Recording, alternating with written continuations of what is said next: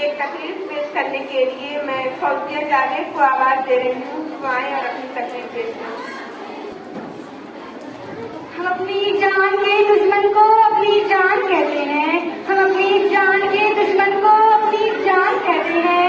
मोहब्बत की इसी मिट्टी को हिंदुस्तान कहते हैं, हिंदुस्तान कहते हैं। जो दुनिया में सुनाई दे उसे कहते हैं खामोशी, जो आंखों में दिखाई दे उसे तूफान कहते हैं। ये जो दीवार का सुराख है साहब, ये जो दीवार का सुराख है, चाइना अमेरिका पाकिस्तान साजिशों का हिस्सा है, मगर हम इसे अपने घर का रोशनदान कहते हैं, रोशनदान कहते हैं। तमाम महतरम और मेरे अजीज साथियों, अस्सलाम वालेकुम वरहमतुल्लाहि वबरकातुहू। हम सब जानते हैं कि मुजाहिदीन आजादी की लाख कोशिशों के बाद, हजार अपराधों लाखों अपराधों की कुर्बानियों के बाद हमारा मुल्क हिंदुस्तान 15 अगस्त 1947 ईस्वी को आजाद हुआ। सदैव आजादी, आजादी का असल मतलब वही समझ सकता है किसी कभी गुलामी की हो। हम खुश नसीब है कि हमने इस आजाद भारत में जन्म लिया। लोग मर जाते थे, मिट जाते थे, फांसी चढ़ जाते थे, तो अपनी देशभक्ति साबित कर रहे होते थे। वाले हालात पैदा हो जाने के बावजूद भी एक माँ अपने बेटे को सरहद पर दुश्मनों की झटकियां लाने के लिए भेज देती थी और उसे नसीहत करती थी कि बेटे मेरे ना घबरा जाना, एक इंच भी पीछे न हटना, चाहे इंच कर जाना, चाहे इंच कर जाना। इस तरह पूरा परिवार अपनी देशभक्ति साबित कर रहा होता था। सब देश बलिदान मांगता था, सब देश लड़ जाने को कहता था, सब देश मर जाने को मिल जाने को कहता था। लेकिन आज देश लड़ जाने को नहीं कहता, आज देश मर जाने को नहीं कहता, बल्कि मेरे ख्याल में है कि अगर कोई इंसान अपना काम पूरी ईमानदारी, पूरी मेहनत और पूरी लगन से करे ना, तो वही सबसे बड़ा देशभक्त है। मैं नहीं मानती कि व्हाट्सएप और फेसबुक की डीपी को 3 दिन में रंगना ही देशभक्ति है। अगर आप कहेंगे कि साल में 2 बार हाथ में तिरंगा ले देशभक्ति है, तो मैं पूछना चाहूंगी कि फुटपाथ पर रहने वाला वो बच्चा ट्रैफिक की जाम में नंगे पाँव में जब तिरंगा बेच रहा होता तो क्या ये सही है? क्या आप उसकी देशभक्ति कहेंगे? ये उसकी देशभक्ति नहीं है, ये उसके पेट की भूख की शक्ति है जो उसे ऐसा करने पर मजबूर करती है। क्योंकि न मंदिर को जानते हैं न मस्जिद को जानते हैं, क्योंकि न मंदिर को जानते हैं न मस्जिद को जानते हैं। जो पेट के भूखे होते हैं ना, वो सिर्फ खाने के दीवारों को जानते हैं, वो सिर्फ खाने के दीवारों को जानते हैं। और हम ना ऐसे समाज में जीते हैं जहाँ पत्थर की नुरत को लगते हैं 56 लोग, जहाँ पत्थर की नुरत को लगते हैं 56 लोग। नंगे भूखे तड़पते सो जाते हैं लोग, नंगे भूखे तड़पते सो जाते हैं लोग।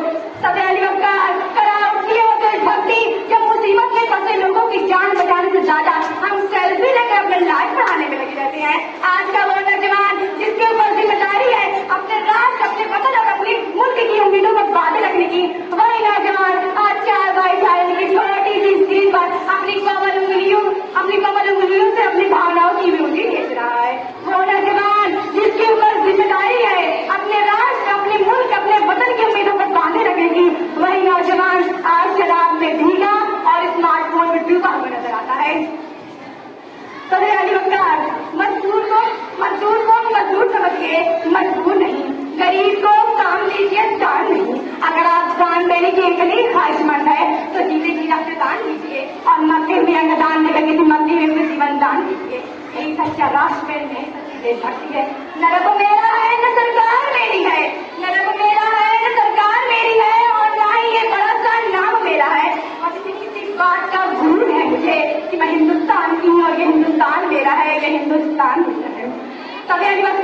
ये एक तारीखी हकीकत और नाकाबिले फरामोश सच्चाई है कि मुसलमानों ने ही सबसे पहले और सबसे ज्यादा इस मुल्क को आजाद कराने की कोशिश की। अपनी आंखों में अपने प्यारे वतन की आजादी के लिए अपने जानवर को कुर्बान किया, सख्त तरीन अजियतों को झेला, खतरनाक सजाओं से दो चार हुए, तरह तरह की मुसीबतों में फंसे, लेकिन बराबर आजादी का नारा लगाते रहे और हिंदुस्तानियों को बेदार करते रहे।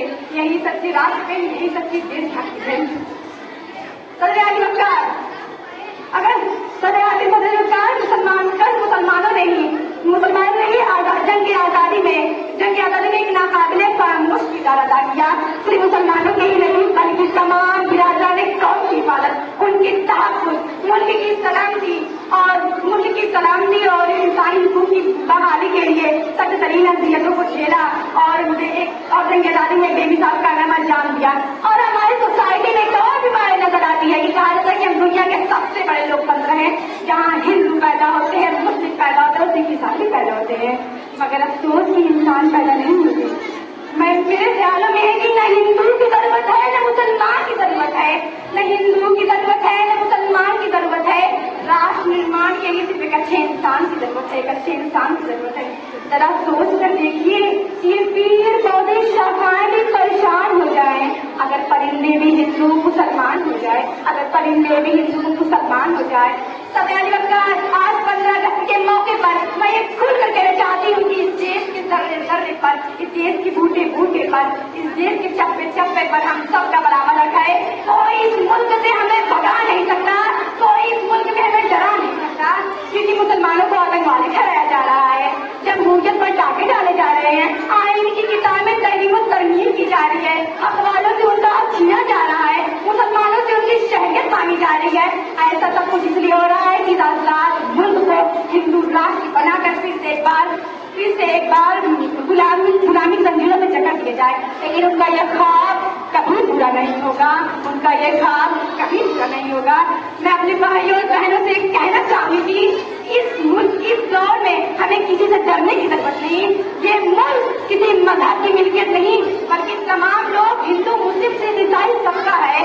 और आजादी वतन में मुसलमानों ने अपने भाइयों के साथ बराबर हिस्सा किया और आज भी इसकी तकलीफ तरक्की में हिस्सा ले रहे हैं। इसलिए हमें किसी से घबराने की जरूरत नहीं। 100 बार सवारा है हमने इस मुल्क के केस में, पर हमको ये अहले जुनून बतलाएंगे क्या हमने दिया इस आलम को। आज इस स्टेज पर मैं पूरी जिम्मेदारी के साथ भारत की बेटी ये कहना चाहूंगी कि हमारा मुल्क तब तरक्की करेगा जब मैं आप और हम सब मिलकर कोशिश करेंगे, क्योंकि हमारे मुल्क की जिम्मेदारी नहीं हमें आगे जाने की, बल्कि हमारी जिम्मेदारी है अपने मुल्क को आगे जाने की, अपने राष्ट्र को आगे जाने की, अपने वतन को आगे जाने की।